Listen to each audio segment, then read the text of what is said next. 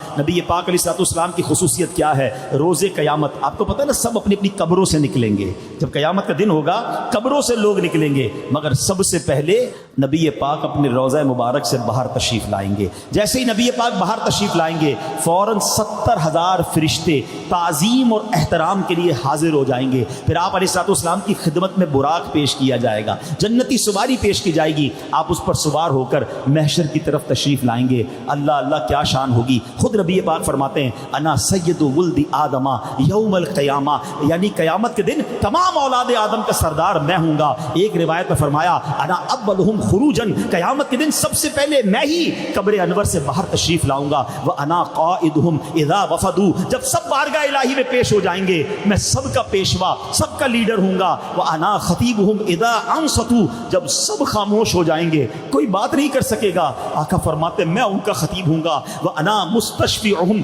اذا حبسوا، جب انہیں روک لیا جائے گا حساب کتاب شروع نہیں ہو رہا ہوگا میں ان کی شفاعت فرماؤں گا. وانا مبشرہم اذا ایسوا، جب سب مایوس ہو جائیں گے میں انہیں خوشخبری سناؤں گا. الکرامۃ والمفاتیح یومئذ بیدی، اس دن بزرگی اور عزت بھی میری ہوگی اور جنت کی چابیاں بھی میرے ہاتھ میں ہوں گی.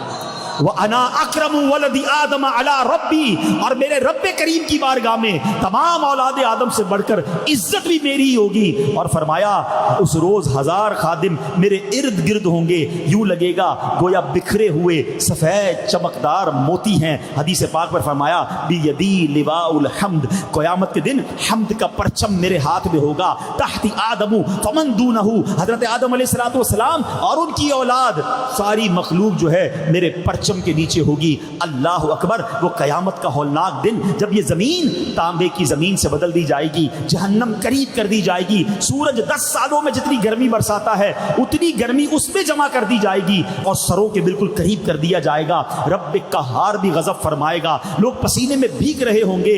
گرمی ایسی کہ خدا بچائے، پیاس ایسی کہ خدا نہ دکھائے. کیسی پیاس ہوگی، پسینہ بہ بہ کر کئی گز زمین میں جذب ہو جائے گا. اب زمین میں پسینہ چوسنے کی جو جذب کرنے کی صلاحیت ہے وہ ختم ہو چکی ہوگی. اب پانی اوپر بڑھے گا، پسینے کا پانی اتنا بڑھے گا کسی کے ٹخنوں، کسی کے گھٹنوں، کسی کے سینے تک پسینہ ہوگا. اور اعمال کے مطابق گناہگار اپنے پسینے میں ڈبکیاں کھا رہے ہوں گے، گھبرا کر دل حلق میں آ جائیں گے. بہت عرصہ ایسے ہی گزر جائے گا. اب جب اتنا وقت گزر جائے گا محشر کے لوگ جمع ہوں گے، چلو چلو کسی سے شفاعت مانگتے ہیں، کسی سے مدد مانگتے ہیں، حساب کتاب تو شروع ہو جائے. آپ ذرا غور کیجئے، سخت گرمی ہو، آپ کو 10 منٹ کوئی روڈ پہ کھڑا کر دے، ذرا کھڑا رہیے میں آؤں گا، 10 منٹ نہیں گزرتے ہیں بندہ سایہ ڈھونڈتا ہے. اگر 2-4 گھنٹے کھڑا کر دے تو انتظار کتنا مشکل ہوگا. اتنی گرمی اور نہ حساب کتاب ہو رہا ہے، کوئی ایکٹیویٹی نہیں ہو رہی ہے، وہ کھڑے ہیں تو کھڑے ہیں، پیاس لگ رہی ہے، پسینہ ہی پسینہ ہے. اب لوگ کہیں گے کچھ تو ہو، حساب کتاب ہی شروع ہو جائے.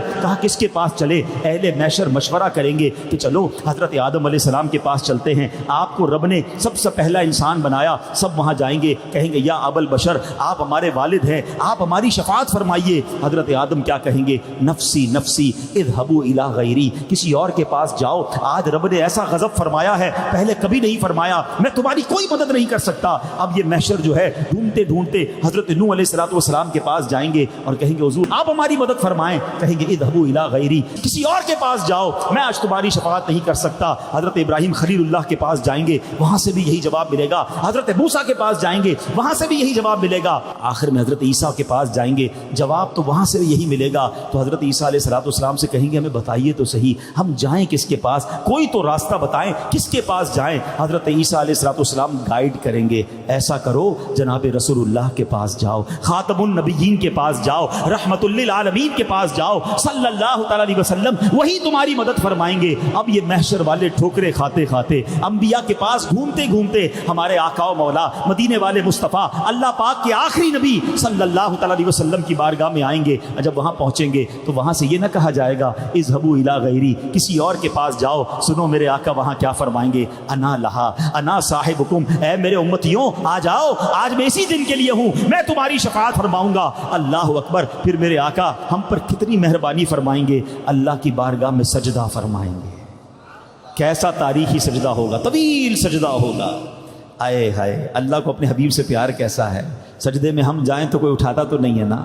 نبی پاک قیامت کے دن سجدہ کریں گے، رب کی طرف سے فرمان ہوگا ارفع راسک یا محمد، اے پیارے محبوب اپنا سر مبارک اٹھائیے، اپنا سر اٹھائیے، آپ فرمائیے، آپ بات کیجئے، آپ کی بات سنی جائے گی. سل تعطا، آپ مانگیے عطا کیا جائے گا.